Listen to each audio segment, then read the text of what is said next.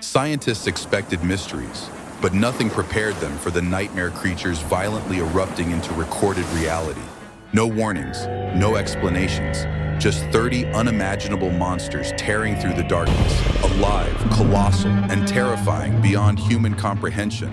Pale faces floating where no life should exist, mouths splitting open in impossible directions, unblinking eyes glowing from trenches deeper than our technology can reach, bodies so massive they eclipse entire submersibles, shapes so alien that veteran researchers refuse to classify them. Every second of footage feels like the ocean itself screaming a warning humanity has ignored for centuries. These aren't glitches, hoaxes, or deepfake illusions. This is raw, horrifying evidence that something ancient has awakened beneath us. And for the first time ever, the camera didn't look away.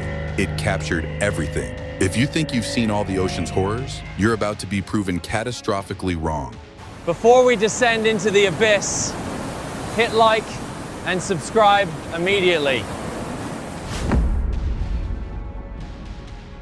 Just before sunrise in the Bering frost winds, a trawler's deck camera captured witness Calder stumbling backward as a multi-jawed, tentacled mass slammed onto the steel plating like something dredged from a forgotten epoch. A dark coil slid across the floor, briefly exposed in the sweep of the deck lights. A ring of teeth glimmered, turning toward the camera before folding itself inward. Deep sonar registered another presence beneath the hull, then cut out. Its rotating limb architecture and hinged cartilage skull could hint at a pressure-forged cephalopod lineage adapted for spiral ambush strikes, moving heavy as a whale but cutting through water like a silent attack sub, echoing the oldest Kraken accounts where sailors described something circling their longships without ever breaking the surface. Stories once dismissed as exaggeration, until imagery like this suggested that deep-sea predators might evolve in ways no modern taxonomy is ready to classify. If the second shape was larger than the first, how long until it comes looking for what we pulled from its territory? On a fog-drowned Oregon shoreline, a tourist's phone camera locked onto witness Dara Lynn as she froze beneath a massive veined eye drifting low over the surf like a living satellite that had lost its orbit.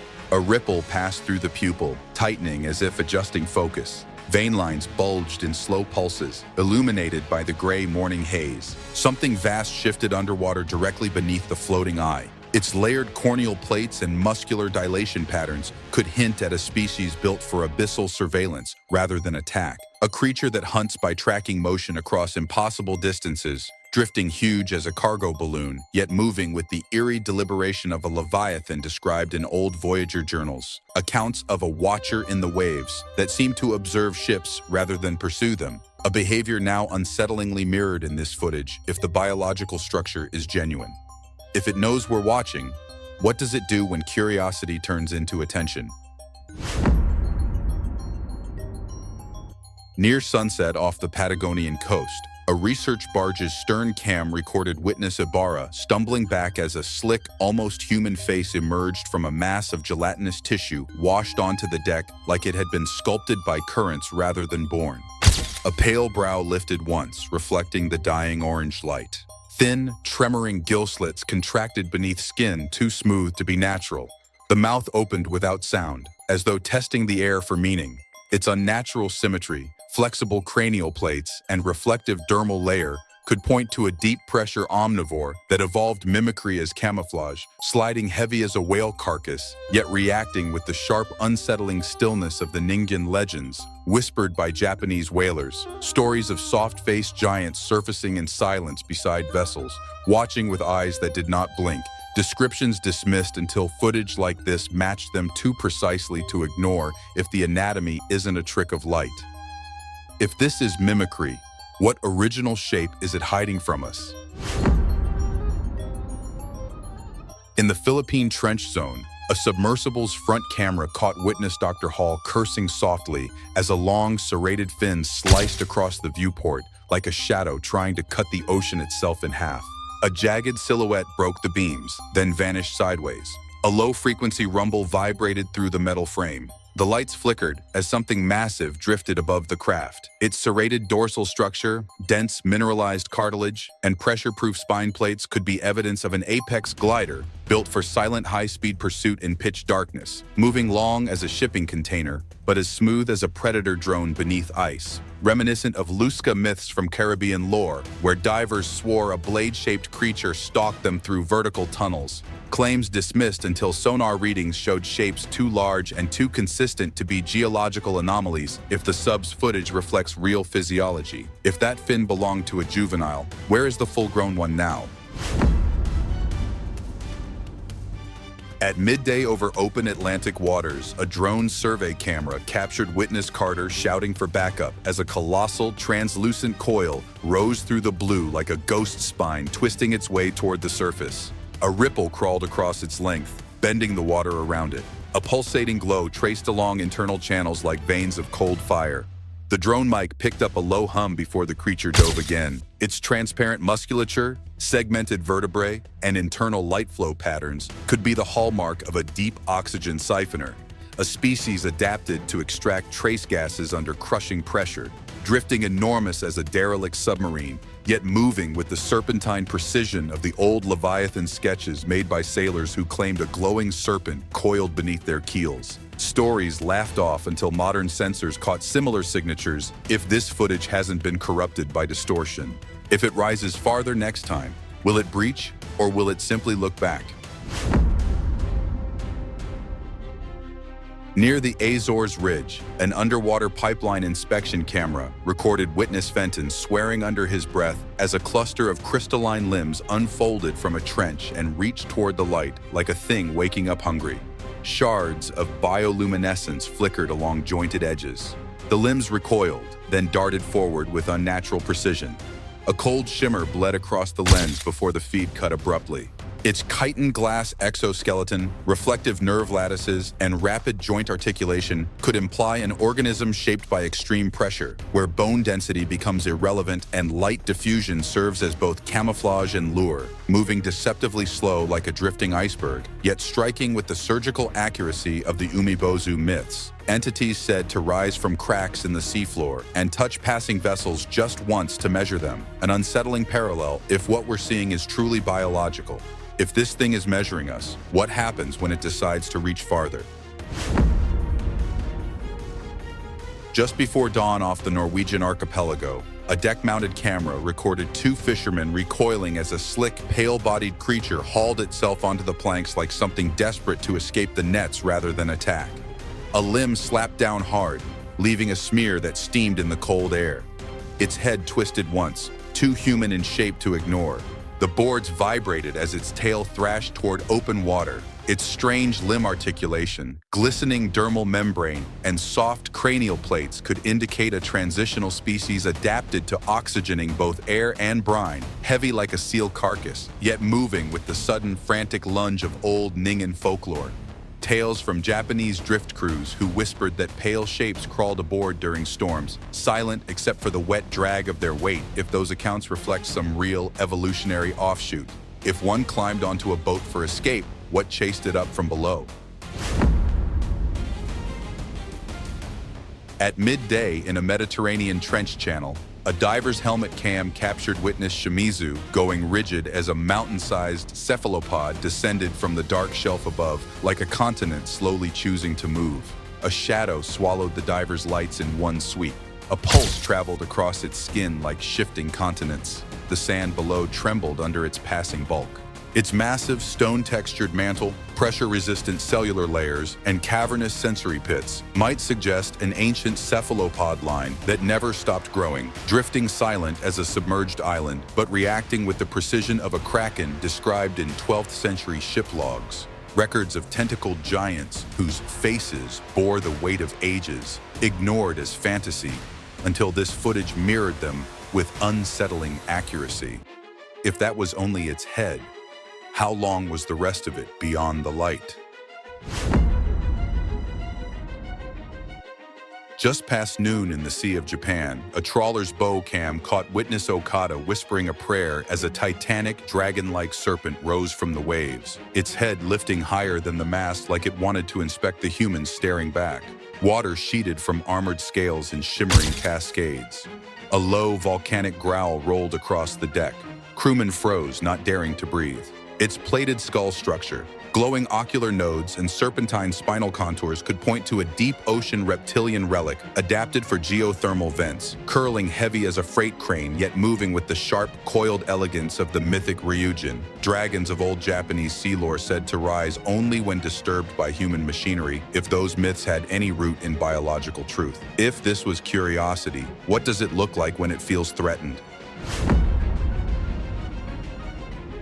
At sunrise somewhere off the South Korean coast, a fishing rig security camera recorded the moment a massive scaled creature with coral-like growths along its skull was winched from the water and immediately began thrashing as though the air itself burned. Salt water streamed from its teeth in long threads. Its spines clattered against the metal hull like breaking glass. Crew members stumbled back as its gills flared wide. The crusted antler growths, armored lateral plates, and hyper-flexible jaw hinge could indicate an evolutionary adaptation to volcanic reefs. An apex hunter shaped by heat and darkness, moving thick as a submarine fuselage, but reacting like a cornered lusca. The two-headed reef monster sailors claimed dragged whole dinghies down in seconds. Stories dismissed until sightings like this raise questions no biologist wants to answer. If this was a juvenile form, how large does the adult become? Late morning in northern Atlantic shallows, a marine pathology cam caught witness Dr. Heller lifting a sagging, humanoid-eyed fish from a tangled net, its moist, expressionless stare seeming almost aware of being held. The eyelids quivered with a sluggish pulse. The torso sagged, deflated but twitching beneath the gloves. The mouth puckered once, silently forming a shape like speech. Its oversized ocular cavities, sagging connective tissues, and soft gelatinous musculature could indicate rapid decompression damage from extreme depth, or a species adapted to permanent darkness, where eyes balloon to capture stray photons, drifting limp like a discarded puppet yet bearing eerie resemblance to the pale-faced umibozu in early Edo sketches, if those drawings were not mere imagination. If this is just one corpse, what does a healthy one look like alive and watching back? Near a coral trench in Micronesia, a seabed drone recorded witness Parker shouting through the comms as a striped, jagged-toothed worm surged across the substrate with unnatural speed, carving a trail of dust behind it. Sand erupted in bursts as it tunneled forward. Its jaws clicked in rhythmic, predatory pulses. The drone's lights warped across its patterned hide. Its segmented armor bands, trifold jaw mechanism, and hydraulic propulsion method could represent an apex burrow ambusher evolved for crushing pressure. Long as a kayak, but moving like a knife slipped under fabric, disturbingly similar to the old Leviathan worm myths spread by Polynesian navigators who warned of striped earth snakes that listen through the sand, if those tales have any biological parallel in modern ecosystems. If it hunts by vibration, what happens when it learns the rhythm of human footsteps? Deep beneath a volcanic shelf in the Pacific, a diver's helmet cam caught witness Reza halting mid-kick as a pale humanoid eel creature drifted out of a crevice, limbs moving like it was relearning how to swim. Soft ripples pulsed along its torso as it hovered in the beam. Its pupils contracted sharply, reacting to the diver's lights. A shiver of bubbles escaped its gill slits like a sigh. Its elongated vertebrae, translucent musculature, and strangely flexible forelimbs could indicate a deep cave organism that evolved in total sensory darkness, gliding with the slow grace of a ghost, but tilting its head in a distinctly mammalian way, reminiscent of early Ningan folklore where pale figures were said to watch silently from underwater cliffs. Stories dismissed as delirium until images like this echoed the same posture and gaze. If it was studying us, how long had it been waiting in that cave before revealing itself?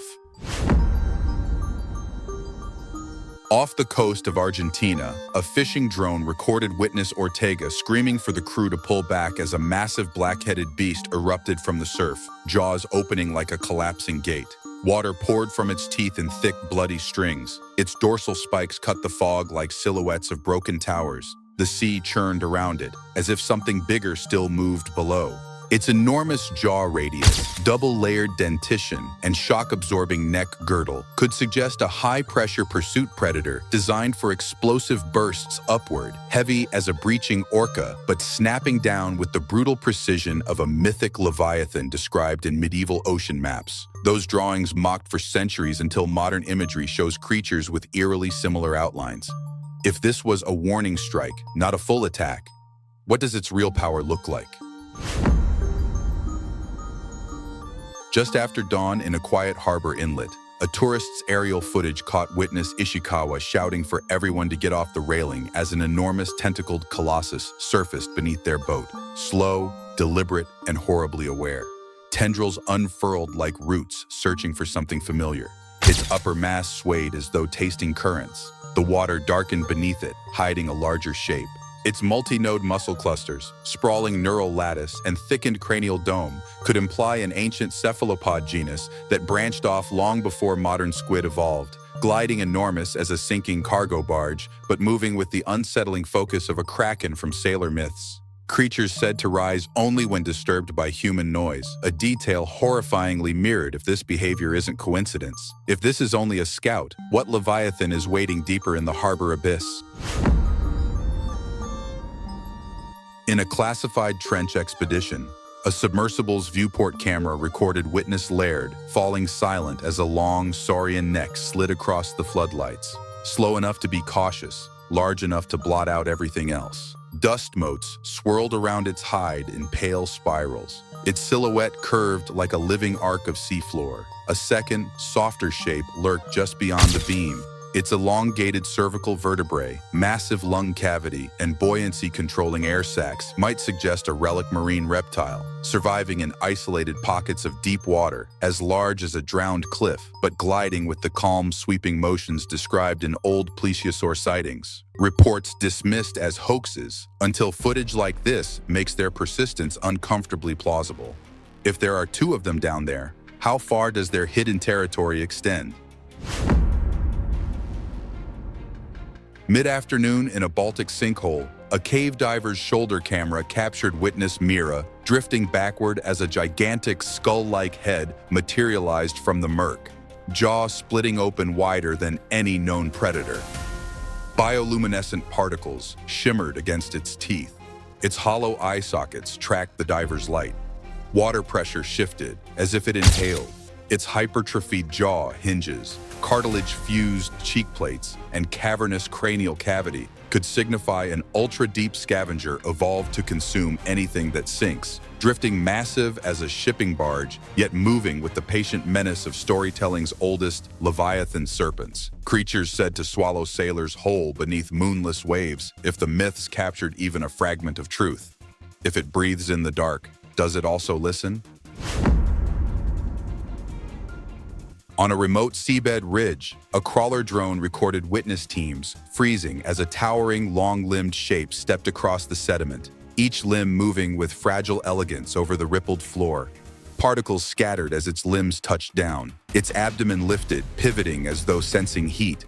The drone's signal glitched when it turned toward the lens. Its elongated exoskeletal legs, hyperflexible joints, and unnaturally balanced posture could signal a giant pycnogonid variant adapted to deep pressures, thin as scaffolding, yet tall as a trawler mast, eerily matching sailors' accounts of walking shadows that grazed hull bottoms in pitch-black waters. Stories laughed off until imagery like this draws the same silhouette. If it walks the seafloor like territory, what exactly is it defending? Somewhere over open water, a ship deck camera captured a towering, luminous cephalopod rising upright from the sea, tentacles hanging like strands of drifting kelp while its glowing eyes fixed on the frozen crew. Long, pale limbs swayed independently, searching the air. Its biolight pulsed in slow warnings across its mantle.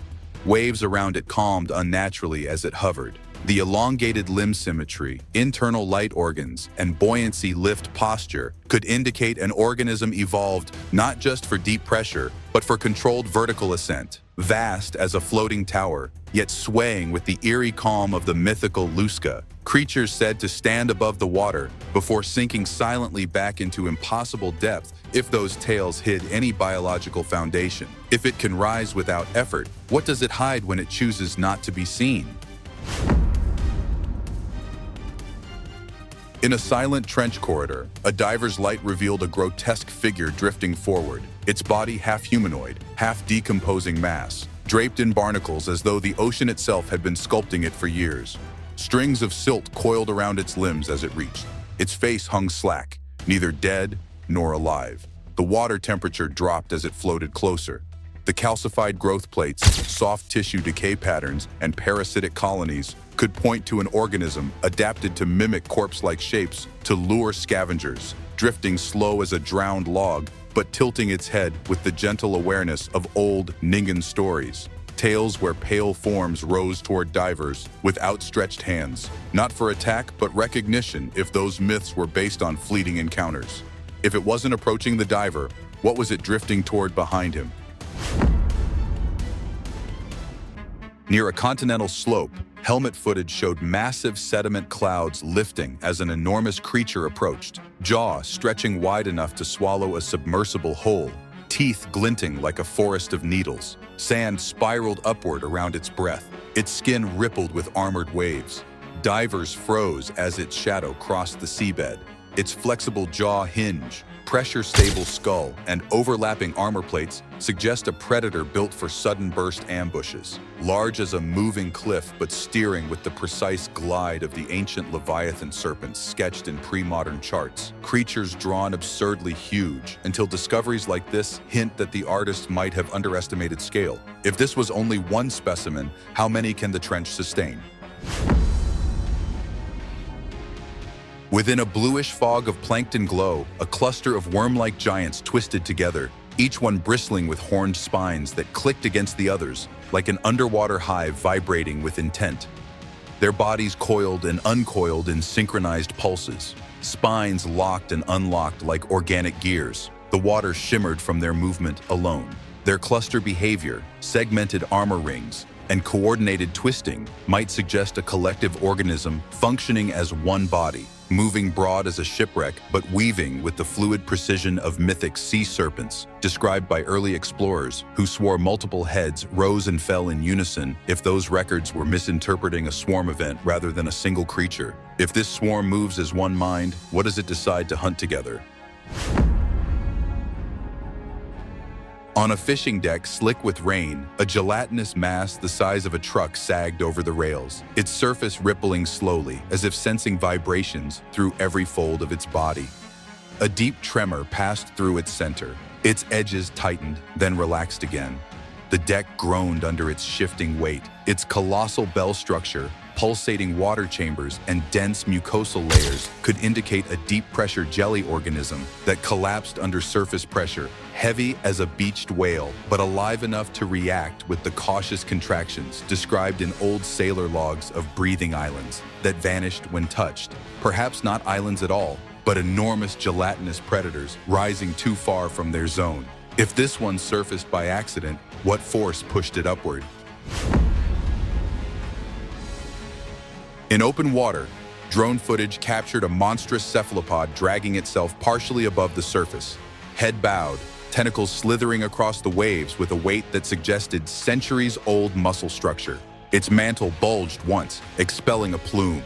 Tentacles tightened around unseen depth. Crewmen backed away as the sea trembled. Its elongated neural lattice, colossal tentacle density, and trench-adapted musculature strongly resemble ancient cephalopod lineages thought extinct, massive as a collapsing cliff but moving with the predatory stillness of Kraken legends. Beasts said to surface only when feeding or dying, though this one's deliberate motion suggests neither. If it wasn't rising for food or death, what brought it here at all? Deep on the ocean floor, a creature wrapped in a sheer white membrane drifted out from a cluster of coral, its round yellow eyes wide and steady, as if studying the diver who spotted it. The membrane rippled with every slow inhalation. It tilted its head slightly, almost curious. Tiny bubbles collected along its veil and vanished. The translucent hood, bulbous eyes, and soft unscaled skin suggest a species adapted for low-light environments, using its thin membrane as both camouflage and a sensory net, similar to old diver reports of white faces drifting just beyond flashlight range. Its gaze wasn't predatory but deliberate, like it was evaluating the intruder. If all it wanted was to watch, what would make it approach? Inside the rusted trunk of a long-sunken car, a long, sinuous shape stirred, jaw opening just enough to taste the water, body coiling as it prepared to slip out into open space. Sediment rained down its back in soft curtains, its head turned toward the diver's beam. Its shadow filled half the hollow trunk. The elongated torso, smooth skin, and subtle muscular contractions match species that nest in confined spaces, wrecks, pipes, abandoned hulls, turning metal cavities into dens for ambush and shelter. Movements slow and measured, yet every gesture suggested readiness. The kind predators show moments before choosing whether to flee or strike. If this was only its hiding place, what drove it out? On a calm gray morning, fishermen posed with what appeared to be a tangled mass until the mass lifted itself, revealing a tower of layered jaws, each set of teeth facing a different direction, shifting in slow rotations. Flesh folded and unfolded like wet stone. Several mouths snapped at air in discordant rhythm. The whole structure trembled as if listening. The stacked cranial segments and multi-directional jaws resemble no known vertebrate pattern, more akin to fused organisms than a single creature. Perhaps a mutation born from extreme pressure zones, or a parasitic colony that merged over time.